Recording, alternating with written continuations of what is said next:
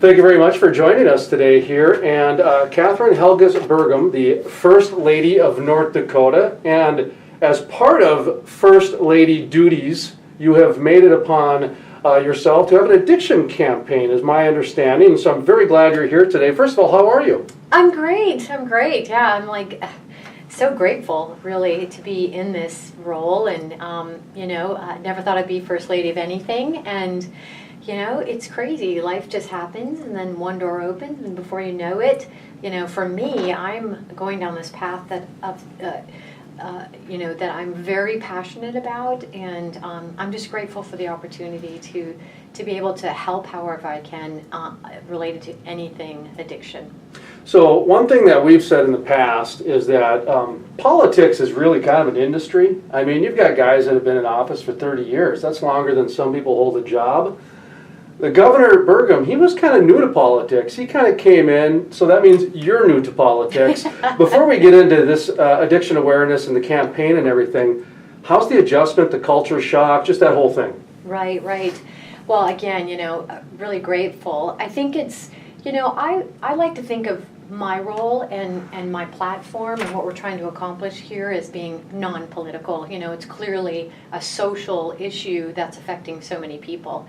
But, in terms of living in Bismarck, I love Bismarck. I've lived in Fargo. It's very flat, I've lived in the central part of the state and the eastern part of the state. And so it's very fun to explore the western part in Bismarck, and everyone's so nice, and so we're just really enjoying every day and really trying to enjoy the journey. It's all an adventure. Every day's different. I know I have a good friend there, Shayna Bank. She's her dad's Mort Bank. They own space aliens. Oh, right. And a number of other things around Bismarck. But she went to school at NDSU, and her and I used to work out. In fact, we ran the Bismarck Marathon together, and she would always say, Fargo, it's so flat. She loved the hills of Bismarck. And when you're there, you really do appreciate it. Yeah. It's such a lovely town and everything. Okay, let's transition here into this addiction awareness campaign. And I was pleased to see this topic, I guess. It was a little bit unusual, I guess, for, some of the past have done reading campaigns and a few of those other ones. You talked about being non-political. I like that. That's one of the reasons we asked you to be on the show. We are non-political. We're the only non-political program that covers the Bakken and business, as far as on the radio and a few other things. And so, yes, we talk policy, but we don't talk politics. Mm-hmm. This addiction awareness campaign affects all sides of the aisle. It affects those people who aren't on any aisle, which is actually the majority of Americans. Talk to me about this campaign. You've mentioned that you've got a past with it, so obviously I know that ahead of time, but how did this come about? Well, yeah, it's deeply personal because I've been in recovery, long-term recovery, for 15 years now, and my drug of choice was alcohol. And so it was a natural step for me, especially with the current situation with the opioid crisis, to really move down this path. And people knew me for 15 years and didn't know that I was in recovery because I never talked about it. And I heard this guy speak about a year ago now, actually, about how important it is to talk about the disease of addiction and talk about recovery, because the more we talk about it, the more it will eliminate the shame and stigma around addiction, because it is a disease. It's not a choice. There's a lot of people who say substance use disorder. Everybody has all these terms, but to me, it's like the disease of addiction. There's no choice in that. It affects people without, as you mentioned, it doesn't discriminate. It's a disease that doesn't discriminate. It affects everyone in every socioeconomic class. And multiple, various cultures. So it was easy for me to go down this path, and I've really just been for the last year now on what I would call listening and learning tour, just trying to learn as much as I can about the disease of addiction, other than my own personal experience, doing that nationally in DC, and connecting with a lot of different groups, and locally, listening to a lot of people that have been affected by the disease of addiction. Are you finding that people are more accepting to the disease? I mean, we used to joke 10, 20 years ago that, if somebody had lupus, Mm-hmm. You would go after, get the medical help and feel sorry for them, or cancer, alcoholism, or addicted to meth, or whatever that is. They were deemed losers, or they were deemed as weak individuals. Alcoholism has really, in my opinion, turned the corner, and people are starting to see that as more of, okay, an addiction is an addiction here. It is a disease. I think more and more people are seeing that. You're out there on the campaign trail. Are you seeing that every day? You know, I think it's certainly more accepted as a disease, but you know, as I post things on my social media, there still are a lot of people out there that say, this is not a disease, it's a choice. So we still have work to do. You know, this is a topic I get emotional about a lot, but you know, there's, I have so many friends, you know, that have died from this disease. And I don't think they made a choice to die, you know? I mean, it's like, you know, people would not have meth devastate their lives, you know? They would not overdose on opioid. They would not use heroin, you know? If it were a choice, that would not happen. So we've still got work to do, but it really, the more we can eliminate the shame and stigma, the more people that will, the more we can focus on, you know, prevention, we can focus on treatment and recovery. We can just help so many more people if we start really thinking about this as a disease. If we start having the, you know, the healthcare community, we have doctors who are looking at this opportunity to do a hub and spoke model in North Dakota. It's happening now, which would be like, you know, people at Sanford that become very, that develop their expertise around the disease of addiction.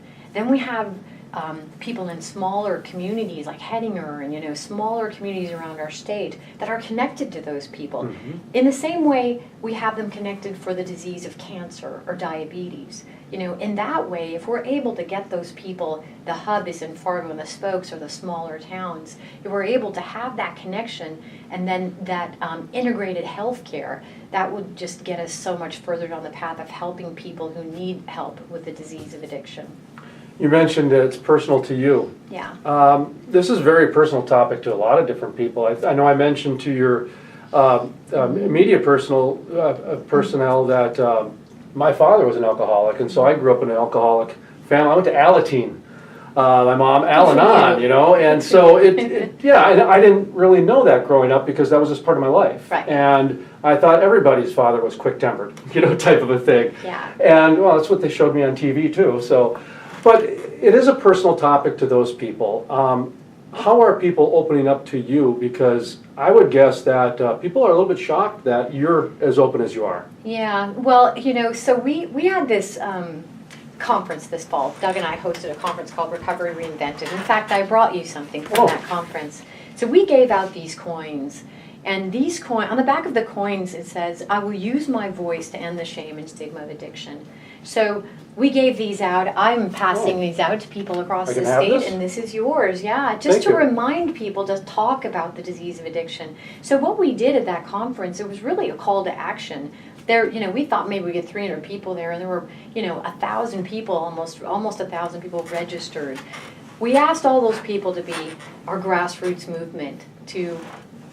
When they left the conference, to just go out there and start talking about it. Like if they knew somebody who was, you know, suffering, if they themselves were in recovery, and literally, you know, 2 days later, you know, Doug ran into somebody who said, you know, I just need to tell you, I've been in recovery for, you know, 2 years. You know, I had people coming up to me, you know, people that had never talked about their recovery were talking about it at work. You know, they were talking about the people that they were taking care of that had an addiction. So, you know, that is the grassroots movement of asking people is what we launched that at Recovery Reinvented, but it is going to be part of our campaign. We're starting a Dream Again campaign, which will be a multi-year, multimedia campaign to eliminate the shame and stigma of addiction. And there'll be other components to it, but that's the place we're going to start. And our initiative in North Dakota is really based on a 2016 report from the Surgeon General on drugs, alcohol, and health. And it really focused on how cultural shifts in how something is viewed can make a big difference, you know, and they compared it to HIV and cancer. You know, the shame and stigma of those two diseases has significantly been, eliminated, if not reduced. And we can do the same thing with addiction. How much of it is shame? I mean, because that is what I hear over and over again, is that it is so hard for people to want to have a second chance because nobody's building them up. They continue to shame them. And that sounds like it's a reoccurring theme over and over again, so much so it's on the back of a coin. Mm-hmm. So right. Is that, do you think, is that the biggest challenge for, besides the addiction part, the next stage in overcoming? Is that shame? Right, absolutely. Because I think even individuals, as someone myself, in recovery, it took me a lot of years to get as much recovery as I have now. So the courage to continue to keep trying, that's people that are in recovery, that's really hard. It takes a lot of courage. If somebody who has diabetes, doesn't follow their diet, doesn't follow the exercise plan of their doctor, those, we don't give up on those people. Right. We have a whole support system for them. So, as much as we can create that for the people that have the disease of addiction, that'll be huge. But the shame, I think the people in recovery are the ones that have a lot of shame, and having those people also understand it's a disease, it's baffling. It's a baffling disease. It's a cunning disease. And so I think we're making progress, but, this campaign that we're going to be launching and working on over the next 4 years is going to make a huge difference. On the national level, there's so many groups trying to accomplish that as well. There's a group called the Addiction Policy Forum, which is based out of DC. They do a lot of advocacy and a lot of legislative policy related things. But one thing they do is they work with each state. They identify captains and leaders in states that can help be a grassroots movement to eliminate the shame and stigma. We're trying to also incorporate recovery community organizations in our state. Those are organizations that can be faith-based. They can be in a lot of different types of organizations. They can be nonprofits, but their primary goal is to eliminate shame and stigma too. So there's a lot of ways to put the pieces of the puzzle together, and we're going to be working hard on that, especially in the next year. Outside the box thought, you mentioned diabetes, and the thing I've noticed over the last 5 years, every strip mall has a diabetes electrolysis center on the far Sure. back corner. Sure. Because they do that on purpose, because they don't want anybody to see people going in there, so they put them far away. Mm-hmm. And I thought, well, that's an interesting reaction to a problem that we have. Mm-hmm. Let's just make enablement centers, that is, instead of trying to prevent it. Mm-hmm. And so when I hear about this, the doctors I've interviewed, some of the progressive doctors over the last 5-10 years, have really talked about the link of wellness and some of the neurological things about, like we're talking about, the just having a good outlook on life as opposed to shame. Mm-hmm. So someone who's being shamed all the time is going to be less healthy, mm-hmm. as opposed to somebody who's going to have more building up and everything. So I don't know, just outside the box thought, maybe if we had, instead of electrolysis centers every strip mall, what if we had build you up centers everywhere? Yeah, right. You can go in there with your coin and get a good pick me up and take off and go. Exactly. And we actually have those types of businesses happening right now. There's mm-hmm. a group called Face It Together. That's a company that does recovery coaching. They're in a strip mall, mm-hmm. and having those types of organizations that are providing what we call peer support and recovery coaching, and they're not your typical other types of recovery like AA or other types of treatment options. So that's already happening, which is super cool. I think there's a whole new world of consumerism happening out there that goes well beyond the tangible. Paper or car or thing, where people are looking more of how can I reduce my stress and get more, what's the word that I'm looking for, awareness. Right. And just to have that in life, they're finding out that not only do they live longer, but they live happier lives too. Right, absolutely. And when you talk about health too, we're really linking this our platform even to Doug's platform of the Main Street Initiative, because a big component of that can be health related. So I visited, there's a guy named Alex Guerrero who is Tom Brady's partner. Tom Brady has this company called TB12, and it's all nutrition based and exercise based. And I was looking at that in terms of what's the partnership and what's the relationship between recovery and health and eating more healthily, and because and then there's groups out there too, like Phoenix International, which is not Phoenix, no, Phoenix Multisport is it's called, but it's like getting groups of people together that are sober or in recovery and doing active things. That's something I would love to start in North Dakota as well. I'll host a spinning class or invite people to a yoga class, and so those are some things I have on the radar in the coming, because we're going to announce it loud and clear, and people are going to show up and they're going to be in the class, and they're that it's people coming together, because maybe that'll help people step out of that zone of being afraid to talk about their recovery if they're with a lot of other people that are like doing a spinning class together and they're all in recovery. Well, Eric Hatch always told me, he's number one realtor in the state now, that he's great at mobilizing kids. Oh yeah. They need a cause, and if it's an experience for them, you got them. Yeah. You got to give them a cause, you got to give them experience. Starbucks proved the experience. We can charge $3 for a 50-cent cup of coffee as long as you get an experience. Right. and a lot of, honestly, a lot of church missions proved that the social cause will get people to go above and beyond the things that they haven't done before. So that's kind of neat. That's a really good point. Yeah. A couple more questions here. Kathryn Sure. Helgaas Burgum talking about the addiction awareness campaign. Do you have an official name for the campaign, or is it just kind of addiction awareness? Yeah, it's no. I mean, other than the Dream Again campaign. Okay, that's the one coming. That's the media campaign. That's going to be social media. Lots of platforms. But right now, you're just creating awareness for the awareness. Yeah, it's eliminating the shame and stigma is really the primary goal right now for me, because I was like, what can I do right away? I mean, there's so much. There's so many. So complicated. There's so many variables, especially related to like the opioid situation. But the first place we can start really is by, again, eliminating the shame and stigma. So just two more questions left. Sure. One's going to be about cannabis, and I'm going to get to that in just a second, but I thought I'd lead in with the leadership question first. That's one I didn't have on my list of questions, but I think you can handle it. Okay.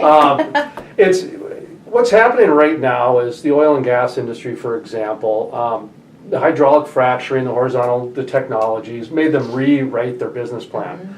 Obviously, you've noticed the media's had to rewrite our business plan 100 times in the last 10 years. Look at all the companies going out of business, bankrupt. That means you got to change some things. Manufacturing, you go through the list, and a lot of different companies have to rewrite their business plan, which means new leadership needs to come. Your husband, Doug Burgum, was talking about reinventing government, which in my opinion is we need some new way to look at leadership, okay? And I'm going to ask him that after this interview. Do you think it's time that leaders reinvent themselves? You got all these other industries reinventing their business plan. Should a leader reinvent their business plan right now? Well, I think it's a really good time to do that relative to, the shifts in how, the younger generation is looking at work, looking at play, looking at how to get involved in social causes. I think it is a really good time to look as a leader and how to, even me, as a leader on this platform, or in other ways, I'm trying to get learn as much as I can about how can you make the best impact, how can you get the most people involved, how can you really change the way people feel and how they think, especially how they think about things. So, yeah, absolutely. I think that it's never good to sort of just sit back and say, status quo, because especially in a time in our state, as you mentioned, when we aren't what we were a few years ago. That's right. We need to do more with less. Even as in my role as First Lady, and I have a business background, I'm looking at the processes in my office. How do we make it easier for people to connect with us, easier for them to find the resources they need. How do we make all that happen through, email and social media, and so it's interesting because we have technology platforms that are pretty outdated, in government when you come from, outside of government. But we're lucky because we have a lot of great people in state government that, that are interested in making changes and want to do better and want to be better providers for the people of North Dakota. Well, I wanted to ask you that question too because you're the living proof of someone who is reinventing themselves as you're going. Yeah. You were not in politics a few years ago. I know. I don't know what your leadership qualities were, but I'm pretty sure you weren't leading a statewide campaign. Yeah, no. And with Doug's past, he wasn't doing the political thing.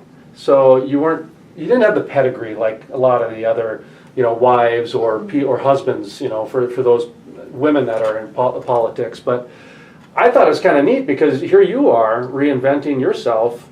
In my business, we call it changing the oil while you're driving 90 miles an hour down the interstate. That's good. And that's what you're kind of doing because you kind of put yourself out there and now you're talking about very personal things. Mm-hmm. You've got a camera going, you've got lights going, you've got a thing recording. Mm-hmm. Before you became First Lady, how much of that experience did you have? Well, not a lot, related to interviews. I mean, I've done some, of that sort of thing. My background is marketing. So, in terms of, trying to change minds and provide learning opportunities and provide tools, I did a lot of that, in my background. So what I have experienced in my past is definitely helping me out in this role. But yet, no, I wasn't really in the public eye before. Mm-hmm. I wasn't giving a lot of, speeches. I did a lot of presentations, which is different than giving speeches about something you're really passionate about. Because believe me, when I was, I worked for Bobcat for a period of time, and when I was, promoting a product, I never got emotional, during that. But now when I'm talking about the disease of addiction, it's a whole different thing. But yet, literally, I'm excited to pretty much wake up every day and have the opportunity to try to make a difference. I mean, that's what one thing Doug and I talk about is, to try to make life better, for people in North Dakota, to try to have a more collaborative approach, to work together to solve some of these situations, especially, social situations like the opioid situation. One area that one group of people, I should say, that I've been working pretty closely with is our American Indian population. Where Doug and I are deeply and very concerned about what's happening. I think in the past, it's sort of like, those are sovereign nations, we don't whatever, but they're the people in our state that need the most help. They're the people that have the most whose lives are the most impacted by the disease of addiction. And so, we can say it's a federal problem, but, some people say that, but we're not saying that. We're saying, I'm partnering with a lot of people that, they're so concerned about their people. And so for us, we're like, okay, we're going to look at this. We have, Doug and his team have visited every tribe in our state to learn about what their situation is, what they're facing, what the problems are, and how can his cabinet help, and so it's a real collaborative approach, and I'm doing the same thing related to addiction, and so I hope to, create specific goals and opportunities that we can work on together to make a difference for the people on our reservations in our state, because they need the most help, for sure. Let's Kathryn Helgaas Burgum with us, talking about the Addiction Awareness Campaign. Dream Again, keep an eye out for it. It'll be seen it very soon. Cannabis and opioids. The state of New Mexico recently had some great findings with their New Mexico State, I believe it was, Arizona.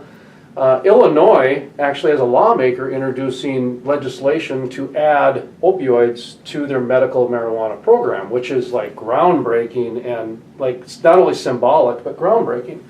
North Dakota historically has not been very open to discussing medical cannabis, medical marijuana. It passed 65%, every single voting district. They did some changes to the law, and now it's in limbo.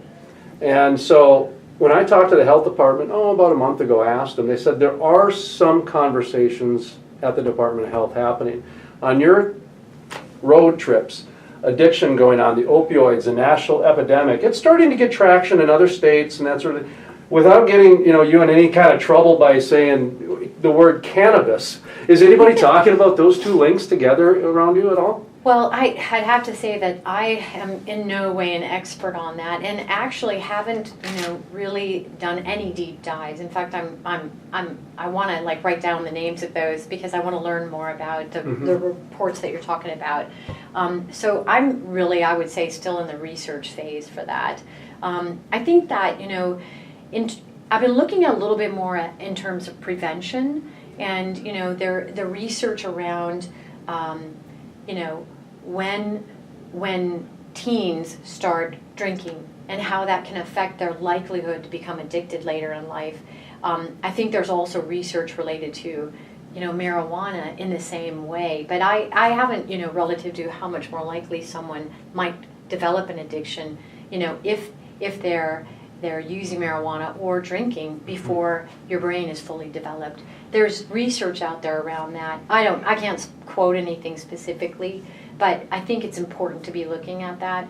I'm definitely going to be trying to learn as much as I can. I haven't spent much time on that, so I really would say at this point I can't comment on it. But you've commented more than most. Well, but because it's certainly important to look at how to affect the opioid situation and what can affect it. I think there's a thought too that that people do less opioids, we have a rise in more heroin use, which causes more overdoses because you can't dose yourself with heroin how much is in a pill and that sort of thing. So it's like you remove one thing and then you have an effect that could be more devastating. And so I don't know.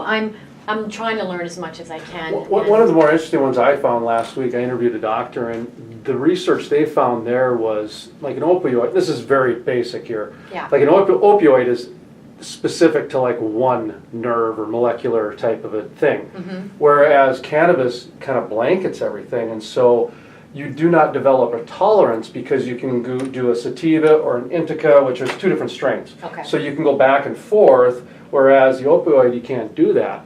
All of a sudden, now you got to take another one, and you got to take another one, and then you got to take one to combat the side effects on the other ones. Now you're on 6 because of one. Just you delivered a tolerance to. So when I start hearing things like that come out of doctors' mouths, I'm going, boy, they really are serious about this thing, and it's encouraging to me because I've interviewed over 100 people in the cannabis industry, and when you talk to a parent whose 8-year-old child has a normal life because they can utilize in some way, it changes things, for sure. And people, cancer patients and that sort of thing.